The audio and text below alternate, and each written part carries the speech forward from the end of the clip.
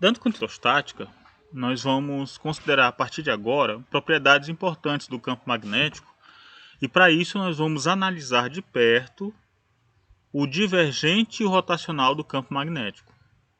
Então vamos utilizar aquilo que nós já conhecemos da lei de Biot-Savart, que descreve o campo magnético produzido por uma determinada distribuição de corrente, né?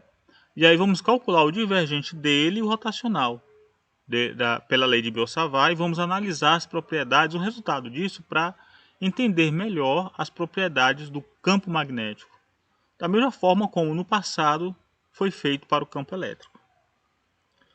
Então, antes disso, vamos analisar de perto a determinada situação. Nós já sabemos que as linhas de campo produzidas por uma corrente retilínea, como essa que a gente vê na figura 5.3, são círculos, né, concêntricos, onde o eixo, né, o centro, é a corrente, né? Então a figura aí mostra, só lembrando, como a gente pode determinar a direção e o sentido do campo magnético usando a regra da mão direita. Eu vou colocar o polegar no sentido da corrente e no sentido de fechamento da mão, né, com os dedos, a gente identifica aí a direção de circulação do campo magnético. Olhando de cima a figura, é essa aparência que nós observamos. O centro, aqui ao meio, nós temos o centro, né, onde a corrente aponta para nós, vem em direção ao nosso olho, a corrente. E aí, colocando o polegar também para nós, né, colocando o polegar para nós, fechando a mão, nós vamos observar que as linhas de campo magnético circulam em sentido anti-horário. E elas formam círculos concêntricos, né? Inclusive, esse B, sabemos que ele tem um módulo μ0i sobre 2πs e está na direção de Φ-chapéu. Então, se eu considerar aqui um determinado círculo, né? Vamos eleger um círculo desse, olha. Vamos eleger um determinado círculo, por exemplo, esse aqui, ó, de raio Szinho, tá? De raio S. Então, campo magnético seria μ0i sobre 2πs. Esse campo magnético aqui. O que nós queremos é calcular a integral de B interno dl. Em outras palavras, nesse determinado ponto, eu quero considerar que, de maneira hipotética, digamos que existe um campo magnético B aqui que aponte nessa direção. Mas o dl, né, que eu vou fazer até vetorzinho aqui para lembrar que é um vetor, estou falando de grandeza vetorial, né? E esse dl é um elemento infinitesimal de deslocamento sobre a trajetória. O que nós queremos? Nós queremos saber quanto vale B interno dl ao longo de um caminho fechado que envolve a corrente que produz o campo, a corrente I. Então nós vamos eleger esse caminho fechado, essa circunferência aqui, olha, tá? De raio Szinho. E nesse ponto, digamos que o B, por hipótese, aponte nessa direção, como está esquematizado aqui. O dl, por definição, é um vetor que é tangente à trajetória. Então é um vetor infinitesimal que é tangente à trajetória. Quando eu falo B interno dl, eu calculo aqui B interno dl, nesse ponto, é projetar o campo magnético ao longo da trajetória, ao longo da direção tangente. Isso aqui é o que eu chamo de B interno dl. Só nesse ponto, tá? B interno dl.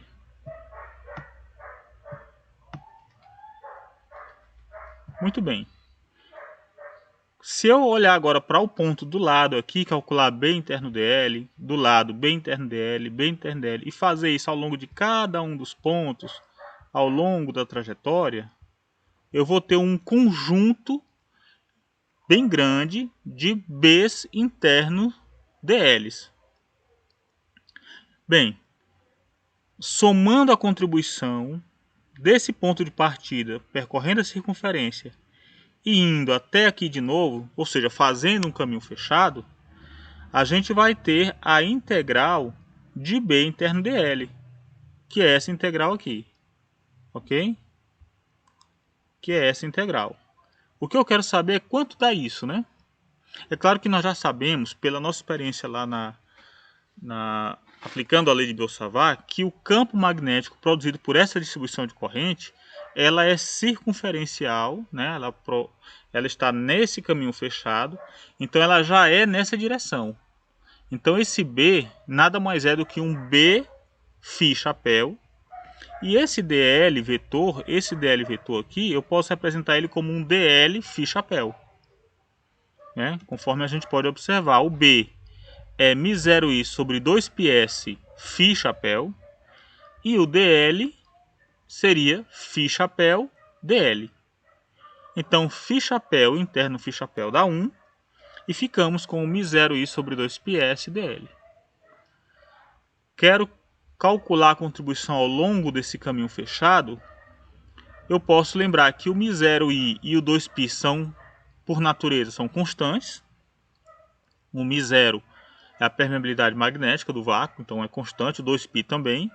E o I é constante porque nós estamos considerando situações a situação sempre de corrente estacionária, né? Muito bem, então nesse sentido, o que a gente quer fazer é, a partir disso, além do μ0i sobre 2π poder ser transferido para fora da integral, o S também pode. Por quê? Porque se eu escolhi uma trajetória que é uma circunferência, o S, ao longo da integração, enquanto eu estiver caminhando aqui, olha, percorrendo a circunferência, o S é constante, então o S também pode sair da integral. Então eu ficaria apenas, olha, com μ0i sobre 2πs, a integral de dl. A integral de dl é simplesmente o comprimento da circunferência, que é 2πs.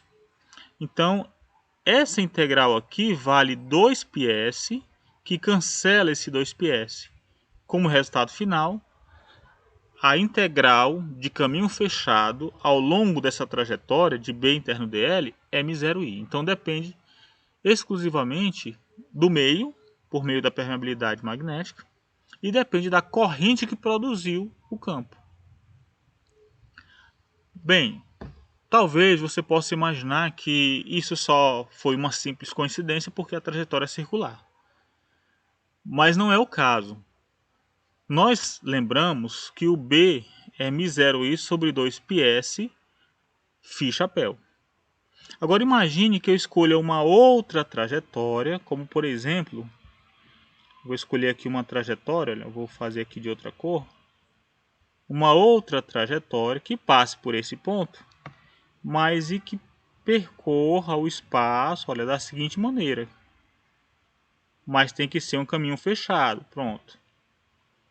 Em cada ponto em cada ponto do espaço, existe aqui um DL, que eu vou colocar aqui, ó. Existe um DL que é dado, um vetor DL aqui, ó, que é dado por isso, olha. De modo geral, é dado por ds S chapéu mais S de φ chapéu mais dz z chapéu. Então, de modo arbitrário, sem usar o artifício da circunferência, se o B é μ0i sobre 2πs φ chapéu, um resultado que nós encontramos pela lei de Biot-Savart, e o DL é ds é S chapéu mais S de φ chapéu mais dz z chapéu, então, calculando o produto interno de B com dl, vai ser a integral num caminho fechado de B interno dl é μ0i sobre 2π, mas agora o dl tem componentes em S, φ e z. Então, quando eu lembro que o B é apenas em φ, aqui o produto interno dá zero, aqui vai dar zero, e só vai sobrar S de φ chapéu. Então, esse φ chapéu com esse φ chapéu dá 1, vai ficar μ0i sobre 2π que sai da integral, e fica o 1 sobre S com esse S de φ, que é isso que nós temos aqui, olha. Então, o S agora não é constante, você percebe isso, né? Que o S em cada um dos pontos aqui, o S é diferente.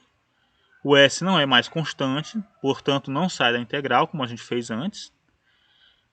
Mas aí eu vou ter o S de φ, onde esse S cancela esse S. Dá 1, eu fico apenas com a integral de dφ. Dφ é o ângulo varrido pelo raio S, enquanto eu estou percorrendo toda a trajetória fechada, que varia de 0 a 2π. Então eu vou ficar com μ0i sobre 2π vezes 2π, que é o resultado dessa integral. Cancela 2π, continua sendo μ0i. Então a gente percebe que isso é um resultado geral. E por isso nós podemos considerar as implicações desse resultado, lembrando do seguinte, olha. Eu vou lembrar aqui que esse resultado que nós consideramos assume que o loop, a volta, o caminho fechado, envolve o fio exatamente uma vez. Então ele não dá duas voltas no fio, apenas uma volta, né? Mas abraça o fio de corrente. Então, se isso acontecesse duas vezes, o resultado seria multiplicado por 2, porque eu daria o φ varreria de 0 a 2π, depois mais 2π, seria de 0 a 4π, é o que ele diz. Mas de qualquer forma, sendo uma vez, a integral de dφ dá zero. Então a gente observa que se o fio de corrente está fora da volta do caminho fechado que nós escolhemos, o ângulo φ varia de φ1, né, ó, quando ele sai daqui, ó, vai até φ2 e volta para φ1. De modo que a integral de dφ continua dando zero. Não vai contribuir. Quer dizer, se a corrente não é enlaçada pelo caminho fechado, a integral em φ vai dar zero. Mas se a corrente for enlaçada, estiver aqui dentro, ó, e o meu caminho fechado de integração abraçar a corrente, o resultado não vai ser zero da integral, mas vai ser μ0i. Então eu posso lembrar que a integral de B interno dl é μ0i e encerrado, né? Encerrado ou envolvido. Nesse caso da figura 5.22, o fio, a corrente está apontando para nós, mas está bem aqui na origem do sistema de coordenadas, ó, tá?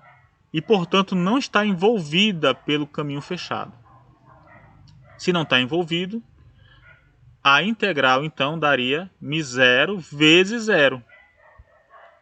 Portanto, o resultado que nós consideramos até agora diz que a integral de caminho fechado de B interno dl, ou a projeção do campo magnético ao longo de um caminho fechado, depende drasticamente da corrente que atravessa ou que é envolvida por esse caminho fechado.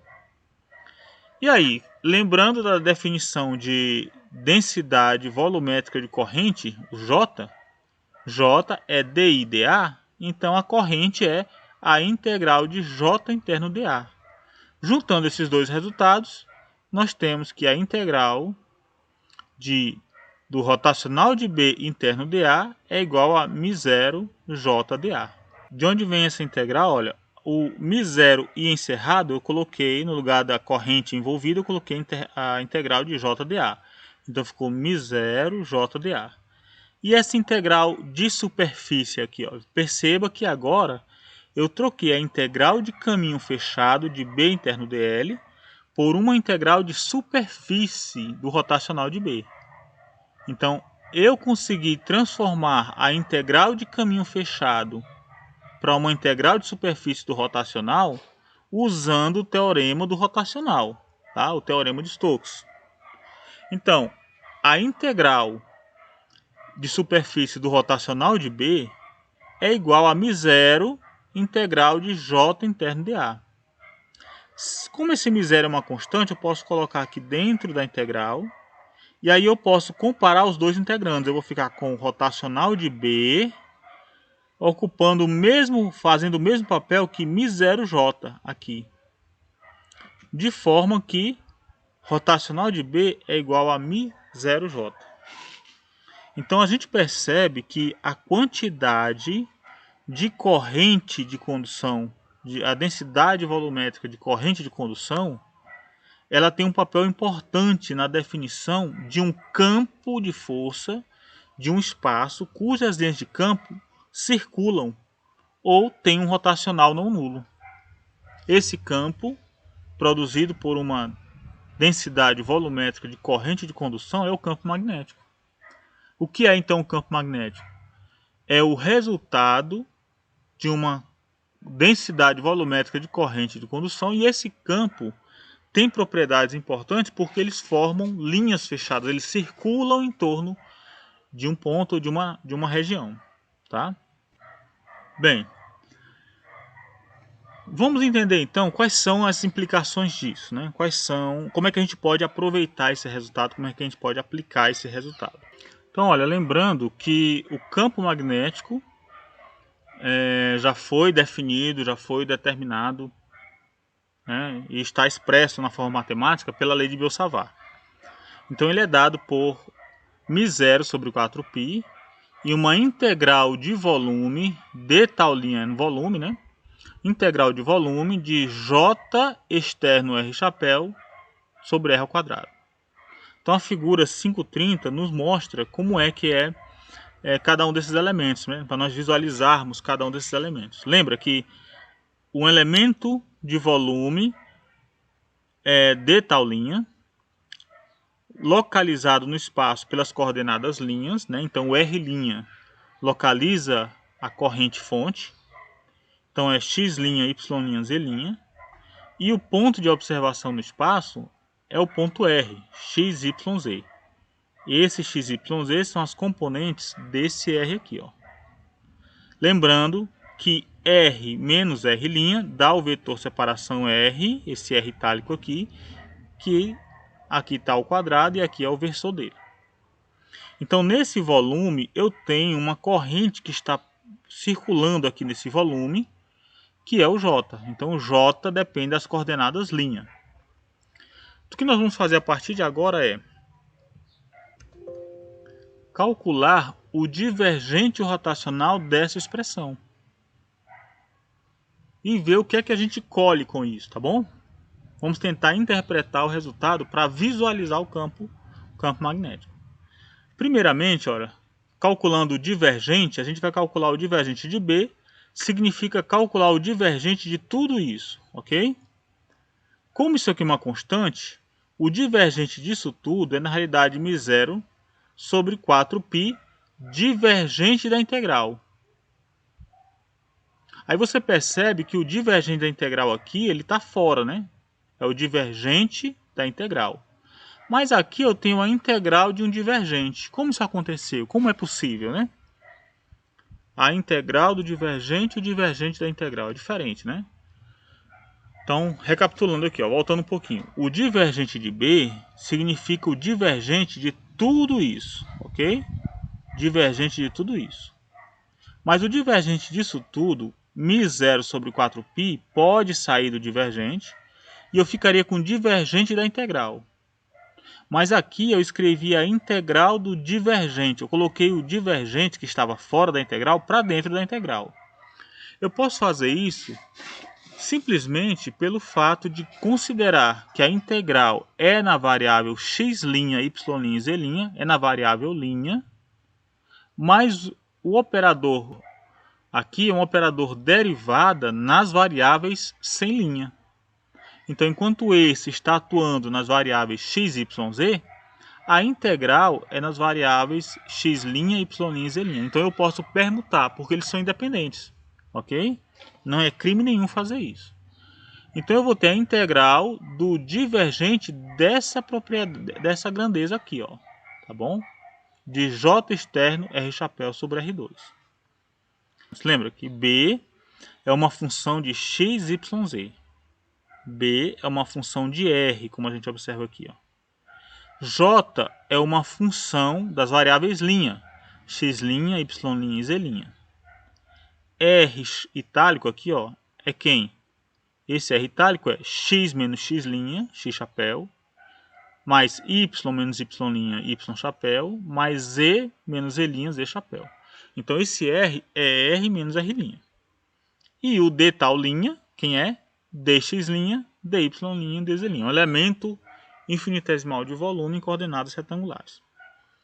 Por isso, né, lembrando, ficou claro aqui por que eu estou mudando as propriedades, mudando a posição desses operadores aqui. Bem, o livro ele chama atenção para aplicar a regra do produto número 6, lá do capítulo 1, que é essa, que é o rotacional desse produto vetorial aqui, ó. Mas se você observar, não dá para você usar nesse integrando qualquer uma dessas relações aqui, não tem como. Então, embora ele diga, viu, você pode conferir no seu livro, embora ele diga que seja a relação 6, na realidade é a relação 4. A regra do produto número 4 descreve uma expressão para nós substituirmos o divergente de um produto externo. O divergente de um produto externo, que é isso que nós temos, ó. O divergente de um produto externo. No lugar do J, né, ó, no lugar do A nós temos o J e no lugar do B nós temos R chapéu sobre R2. Então, na realidade, observe, não é a relação 6, é a relação 4, tá? Então, se eu associar esse integrando aqui, ó, se eu conseguir associar, então eu vou ter, no lugar do A é o J, no lugar do B é o R chapéu R2 sobre R2, que dá B, R chapéu sobre R2, interno, rotacional de A, não, rotacional de J, menos J, interno, rotacional de B, que é R2 sobre R chapéu sobre R2. Muito bem. Então, olha, lembrando que o rotacional de J é zero, por quê? Porque o J é uma função das variáveis linha. E o operador del aqui, do rotacional, ele atua nas funções não linha. Portanto, o J é constante para essa operação de derivação em relação às variáveis não linha. Portanto, o rotacional de J dá zero, porque o J não depende das variáveis sem linha. Então, isso aqui dá zero. E também, que é um resultado do problema 1.62, o rotacional de R chapéu sobre R2 também dá zero. Então, isso aqui é zero, porque o J depende das variáveis linha e esse operador atua sobre as variáveis não linha, portanto dá zero. E isso aqui, matematicamente, dá zero, que é o resultado, uma conclusão do problema 1.62. Então, se isso é zero e isso é zero, então, divergente de B é μ0 sobre 4π vezes zero. Ou seja, o divergente de B é igual a zero. Então, o que isso significa? É uma expressão parecida com aquela que nós já consideramos no caso do campo elétrico. Lá no campo elétrico, a lei de Gauss para campos elétricos fazia referência ao divergente de E, que era a densidade volumétrica de carga dividido por ε0. Então, o divergente do campo elétrico dependia da carga envolvida pela superfície. Ou o divergente de B media o espalhamento das linhas de campo elétrico a partir de um ponto. Mas aqui nós encontramos que o divergente de B é zero, o que significa, na prática, que não existe espalhamento de linhas de campo magnético a partir de um determinado ponto. Em outras palavras, esse resultado nos diz que as linhas de campo magnético não nascem em lugar nenhum e nem morrem em lugar nenhum. Não existe a carga pontual ou monopolo magnético que diz que as linhas de campo, de onde as linhas de campo deveriam surgir, ou onde as linhas de campo deveriam morrer, como no caso do campo elétrico. Tá? Então, o campo magnético já difere um pouco do campo elétrico nesse aspecto, de que uma carga pontual, um monopolo magnético, não existe. É isso o que é essa expressão que está marcada aqui, ó, do divergente de B igual a zero. E que tem a ver com aquilo que a gente já considerou, porque a gente já havia considerado o fato das linhas de campo magnético formarem laços fechados. Elas não nascem em lugar nenhum e nem morrem em lugar nenhum. Elas não têm começo e fim. Mas elas formam linhas fechadas, que é o que essa expressão está dizendo. O divergente de B igual a zero é uma expressão tão simples, tão pequena, né? Mas que tem muito significado. Diz para nós que o campo magnético forma linhas fechadas, que as linhas de campo magnético não nascem e nem morrem em lugar nenhum, e que não existe o monopolo magnético. Para a gente visualizar isso, vamos lembrar o seguinte, olha. O divergente de B sendo zero, se eu aplicar o teorema do divergente, eu vou conseguir expressar essa forma diferencial numa forma integral. A integral de B interno dA, uma integral de superfície fechada de B interno dA. É o fluxo total, né, a integral de um campo vetorial interno dA é o fluxo. Né, então, o fluxo total através de uma superfície fechada do campo magnético, né, o fluxo total do campo magnético através de uma superfície fechada é sempre zero. O que isso significa? Num magneto, nós temos uma extremidade, que é o polo norte, de onde as linhas de campo saem, e o polo sul, onde as linhas de campo morrem, por fora do magneto. É por isso que aqui a gente falou de fonte, as linhas de campo saem daqui, ó, e o dreno, né, o sumidouro, o polo sul, onde elas chegam. Essa configuração é o que a gente chama de dipolo magnético. Então a gente já tinha até adiantado que por fora as linhas de campo saem do polo norte e vêm para o polo sul, mas por dentro do magneto é do polo sul para o polo norte, formando linhas fechadas. Isso é o que essa expressão fala para nós. O que acontece então se eu cortar esse magneto para separar o polo norte do polo sul? É o que a figura diz para a gente, ó.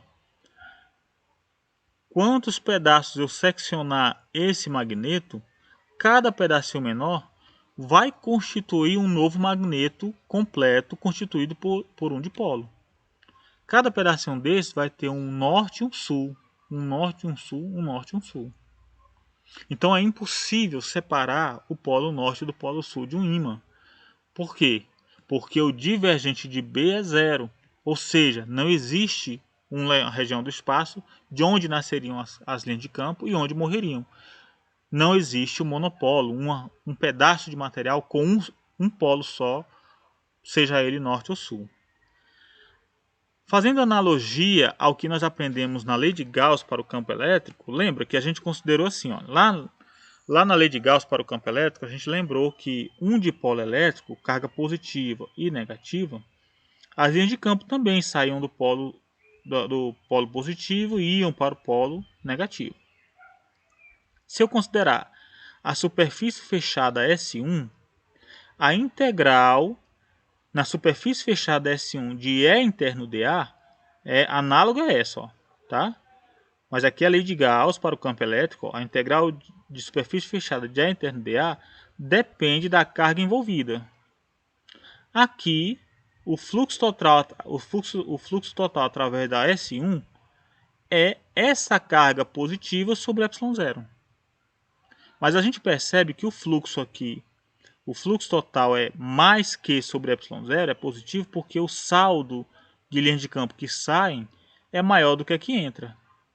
Então, linhas de campo saindo é um fluxo positivo. Se a carga é negativa e ela está envolvida pela superfície gaussiana S3, o saldo de linhas de campo que entra é maior do que a que sai. Portanto, a integral de E interno dA em S3 é menos que sobre ε0. O sinal de menos indica que mais linhas de campo estão chegando do que saindo. E se eu considerar agora a S2? Se eu considerar a S2, eu posso observar que a quantidade de linhas de campo que chega é a mesma que sai. Então, chega 1, 2, 3, 4, 5 e saem 1, 2, 3, 4, 5. Eu percebo então que a quantidade de linhas de campo que chega é igual a que sai, o saldo é zero. De fato, eu observo que nenhuma carga é envolvida pela S2. Então, a integral de E interno dA nessa superfície S2 fechada, né, vai dar zero, dizendo que o fluxo total através de S2 é zero. Bem, lembramos a interpretação da lei de Gauss para o campo elétrico. Vamos tentar associar agora com a integral de B interno dA, que tem a mesma forma, também mede o fluxo total numa superfície fechada do campo magnético e diz que é zero, ou seja, em outras palavras, traz sempre esse resultado para a superfície S2, dizendo que a quantidade de linhas de campo que entra é a que sai. Vamos considerar um magneto? Então aqui eu tenho um ímã, também com o polo norte e polo sul. Observe que por fora as linhas de campo nascem no polo norte e morrem no polo sul, mas por dentro vão do sul para o norte, formando linhas fechadas. Bem, eu vou pegar agora uma superfície fechada que envolva ou englobe apenas o polo norte. Se envolve apenas o polo norte, isso aqui talvez eu queira colocar uma QM aqui, né, uma carga magnética do polo norte aqui. Acontece que, considerando essa superfície, eu vou ter 1, 2, 3, 4, 5, 6, 7, 8, 9, 10, 11, 12, 13. 13 linhas de campo que estão saindo. E vou ter a mesma quantidade entrando. De fato, aqui, dentro dessa superfície 1, que envolve somente o polo norte, não existe um nascedouro, uma fonte, ou um dreno, um sumidouro de linhas de campo. O fluxo total é zero. Em resumo, assim como na S2, como a S2 não envolvia carga elétrica nenhuma, aqui a gente não envolve carga magnética nenhuma. Como a S2 no campo elétrico não envolvia o monopolo elétrico nenhuma carga, aqui também não envolve nenhum monopolo magnético. E o mesmo acontece para a superfície S2. A quantidade de linhas de campo que entra é igual a que sai. Então essa é a interpretação física da equação que nós encontramos. Em outras palavras, muitos livros se referem a essa expressão como a lei de Gauss para o campo elétrico e essa expressão como a lei de Gauss para o campo magnético. Bem, falamos do divergente, né? Agora vamos falar do rotacional. De novo, eu tenho a lei de Biot-Savart, agora eu pretendo calcular o rotacional de B. Ora, lembra, rotacional de B é o rotacional de tudo isso daqui, ó, de toda essa integral. E o μ0 sobre 4π é constante, né? Pode ficar fora do rotacional e da integral, né? Como já está aqui na lei de Biot-Savart. E lembrando que o B é uma função das variáveis sem linha, o J é uma função das variáveis com linha, esse é o R de separação, né? Tá aqui, ó. E o d tal é uma função das variáveis linha. Portanto, o rotacional disso tudo corresponde a derivadas nas variáveis sem linha, enquanto que a integração é nas variáveis com linha. De modo que eu posso permutar essas operações, colocar o rotacional dentro do integrando. Aliás, dentro da integral para fazer parte do integrando, né? Bem,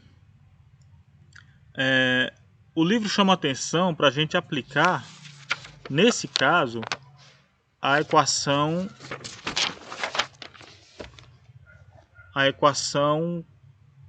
número 8, né?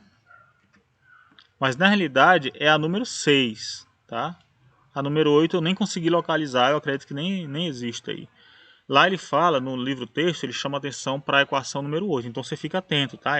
Na realidade é a relação do produto número 6, que é essa que está colocada aqui.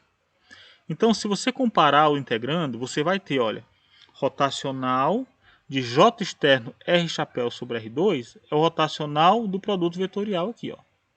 onde o A e o J faz o papel do A e o R chapéu sobre R2 faz o papel do B.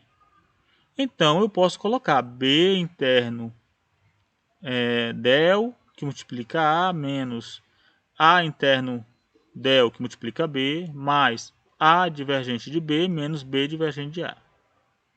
Fazendo isso, olha, a gente encontra esse termo aqui, ó, A interno del vezes B, é J interno del vezes R chapéu sobre R2. Lembra que o B é o R2, é o R chapéu sobre R2, e o A, né, quem faz o papel do A é o J, tá? E esse termo é esse, ó. Um é positivo, outro é negativo, coloquei na ordem direta aqui, tá? Então ficou o A é o J, que multiplica o divergente de R chapéu sobre R2. E esses outros termos, esse e esse outro, né? Acontece que os dois dão zero, né? Divergente de A, quem faz o papel do A é o J, é o divergente de J. Isso aqui leva ao divergente de J e isso leva o divergente de R sobre R ao quadrado. Então, o divergente de R chapéu sobre R2, a gente já viu isso, é um resultado lá do capítulo 1, 4π del 3, função delta de Dirac, né? Tá? E esse J, como ele não depende das variáveis não linha, né? O J não depende das variáveis não linha, só depende das variáveis linha, então essa operação também dá zero. No fim, o que é que nós temos? Rotacional de B, né? Ó, eu vou ter o rotacional de B como sendo μ0 sobre 4π, a integral de quem? De J. Isso aqui, olha, é isso, 4π, função delta de R menos R' de tal linha. Então a função delta, ela vai trocar esse R' aqui, ó, a dependência de J em relação a R', por a dependência de J em relação a R. Então o rotacional de B é dado por μ0 J. Bem, resumindo, B dado pela lei de Biot-Savart, B depende das variáveis não linha, J depende das variáveis com linha, esse é o R de separação, esse é o elemento de volume em variáveis linha. Então, calculando o divergente e o rotacional de B, nós vamos aplicar aquelas propriedades lá, aquelas regras dos produtos, lembrando que nós devemos considerar a regra do produto correta, a que está indicada no livro não é a correta, tá?